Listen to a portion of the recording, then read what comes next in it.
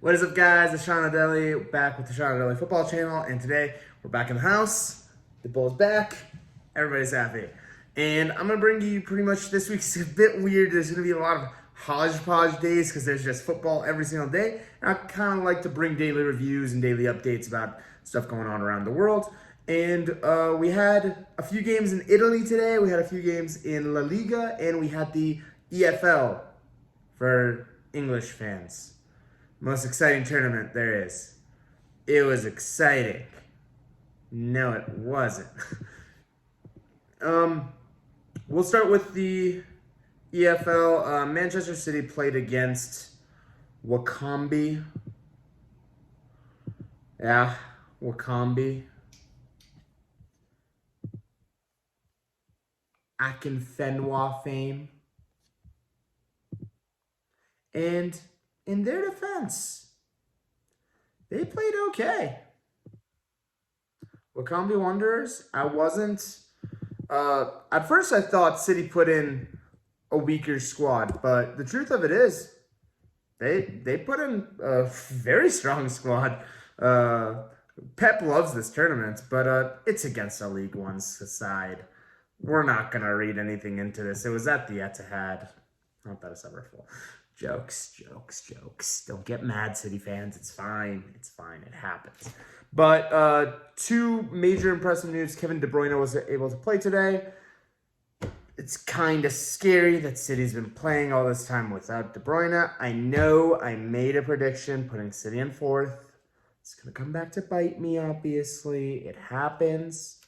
I went with it. I'm okay with that. It's fine. No big deal. But De Bruyne, he's just amazing. I love De Bruyne. Even as a United fan, Kevin De Bruyne is one of the most amazing soccer players in the world to watch, in my opinion. Love him. I think he's incredible. 5 stars. But the player that I wanted to mention the most this game was Phil Foden. What a man. What a goal. Freaking blasted the ball through the goalkeeper. Very, very impressive. Wakambi was able to get a goal early on, but you can't really blame them too much. Like, what are they going to do? 26 shots to 12, 14 on target to 4. Statistically, when it comes to shots on target, you're expected to score about 25% of your shots on target. So 4 shots on target usually equates to a goal. It's usually how it works out in general. But it's a rough stat just based off pooling all things together. 14 shots, 6 goals is a little above that mark, but when it comes to Man City, most of your goals are kind of a routine. Ball gets played into the channel, cutback, very FIFA-style goals. But De Bruyne's goal was fantastic. Mara's goals were fantastic. Congratulations to Cole Palmer also getting a goal on a debut, I believe, for him. Fantastic stories all around. Great for them. We all knew this was the game. It's the game of games, obviously. Man City, Wakambi. Let's go to the Premier League clash that we had. Liverpool actually did have a heavily rotated side. None of the major front three played. Even backup goalkeepers were brought in. Bradley and Tsimikas played.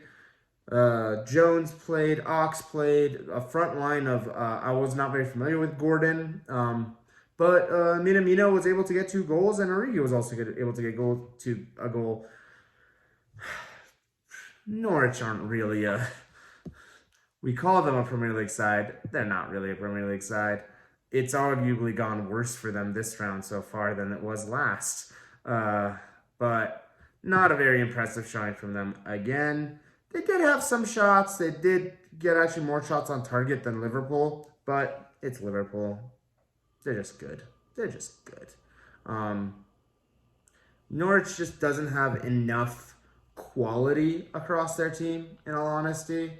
They needed to do more in the transfer window and actually invest heavily. I think they're just okay with being a yo-yo squad because there's a difference between if your club gets rated on the way down when you're getting relegated, that makes sense. You're going to take the money. Those players have value. You're selling them. You're going to go down. You're probably be able to maintain strength. even with losing some of your best players, and you'll be fine. You can recuperate. But losing your best player on the way up, significantly more difficult when he is literally the driving force of your team in Emi Buendia. It's going to be difficult for them. It's going to be a hard season. Not much. Possibly a little unlucky to draw Liverpool. It's one of the hardest teams to beat in a one-on-one. But it is what it is. Moving on from the EFL, there was a few other games, but if you don't want me to go through these, you don't want me to. Listen to me. You don't want me to. Watford lost. Leeds won. Sunderland won. Apparently they're doing good. They might get promoted. It's a magical year for everybody. We're moving on to the more exciting leagues. Serie A. Serie A. Both these games actually that I'm going to talk about today. They're not both the Serie A. I'm only going to do one game for each league. Fiorentina, Inter Milan. Fiorentina impressed me. I was very impressed by Fiorentina. In all honesty, I was impressed with them game 1 of the season against Roma as well. I thought they fully deserved to win that game as well. They were dominating Roma. But there seems to be a very, very heavy second half drop-off for Fiorentina, where the first half, they were dominating. Absolutely dominating the game, throwing players all over the place. Inter was scrambling. And majority of their chances came in the first half for Fiorentina. A lot of their, if you go through their XG, majority of their chances, specifically their bigger ones, came in that first half when they were playing that open front foot football. Their left winger was absolutely terrorizing Inter all game. Very impressed all around with Fiorentina. Gonzalez was phenomenal all game. He did get a red card, which eventually led to Inter being able to take control. And Inter's system kind of just came into its own in the second half. They finally did. I believe this is the first game that they've started Dzeko and Lautaro together. And it just works. It just works phenomenally well. And they have really good depth at Inter. Very good depth at Inter. So it kind of enables them to play their style and kind of get away with it and do good things. Dumfries came on again. Alexis Sanchez came on again. And I think they played well. And in the second half, Inter just kind of did what Inter does and scores goals and are very good at it. I think the signing of Edin Dzeko from Roma is going to be like the marquee signing of the season for the Serie A on who wins the title. My question would have been, could they have gone a little bit more future-proof and gotten somebody like Tammy Abraham? I just love Tammy Abraham. I've mentioned him so many times on this channel. But that would possibly have been, I just want to check real quick. How much was Dzeko's transfer? Inter cost. It was only $2 million. Well, not much of a risk, I guess. So no big deal. But that is possibly going to be the signing of the season. The difference that Dzeko has made, it's been fantastic. He is possibly one of the most clinical goal scorers in the league, in my opinion. And the main thing is that Inter squad, when you have a player like Lautaro Martinez, which in my opinion is one of the brightest link-up players, that Aguero mold of player, it's phenomenal. I just love watching those type of strikers. Little, good center of gravity, can turn, have skill, good finishers. He needs to work on his finishing. He's still relatively young, honestly. Lautaro, I believe he's 24. But let me... I was right. Why don't I trust myself more? But it was a great game. Fiorentina, maybe unlucky, maybe just a little bit of not enough good game management for them. Their first goal was absolutely fantastic. Gonzalez did a little body check with Skriniar, ran down the wing, put it on a platter for their players and got the goal. But the team played well. They played well, and Inter most likely deserved the win in the end. The Serie A is lining up to be very, very interesting. All the teams are relatively still close to each other. The team that's not close to anybody is Juve in 18th. How did that happen? We're going to do most likely a deep dive into the Serie A in a few weeks, now that the results are going. It's very interesting. The Italians do very, very well domestically, like Napoli, but they don't do well in Europe, in my opinion. I don't know if this just shows the innate quality of the league, if it just shows I'm not necessarily sure, because even Juve has struggled in the UCL very, very badly over the last few seasons, going out to Porto, going out to Ajax the year before. Ajax was a great team, but still, you expect more from Juve. And I believe they were schooled in both those games. Porto and Ajax deservedly went through.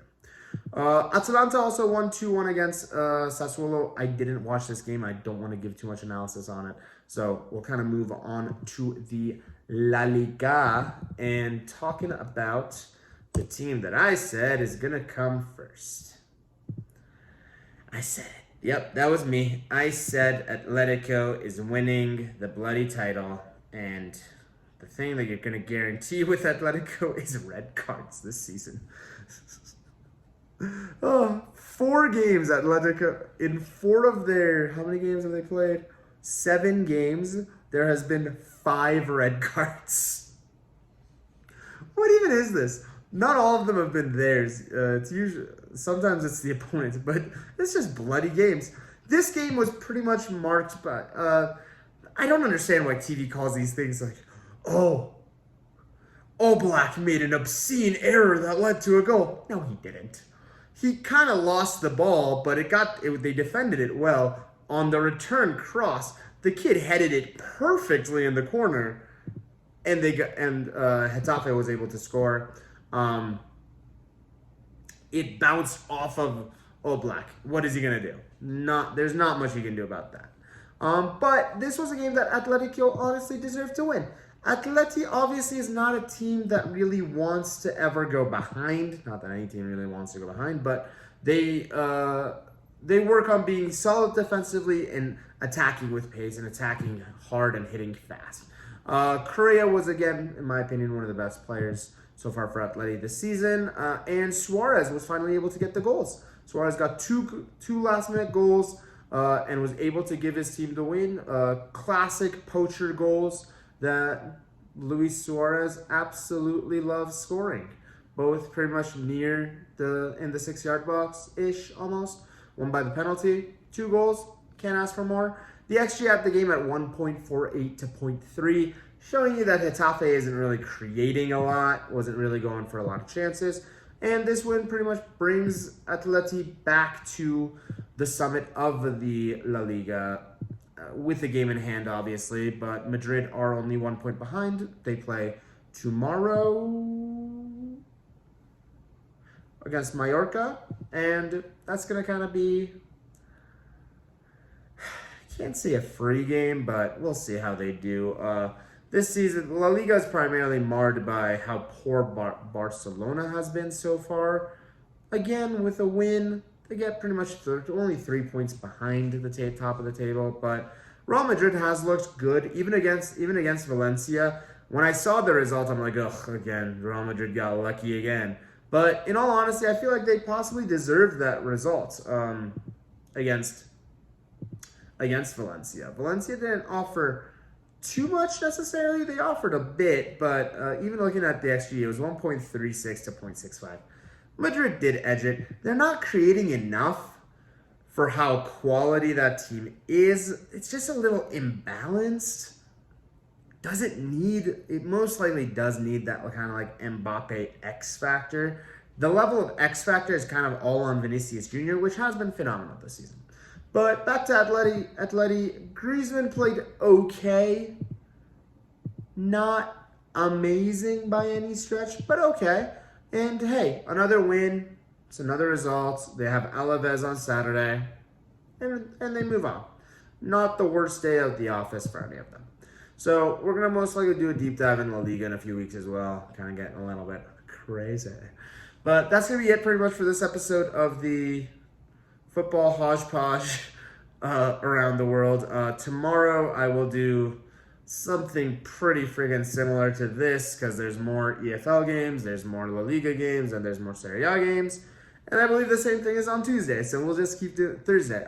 We will do the PL preview.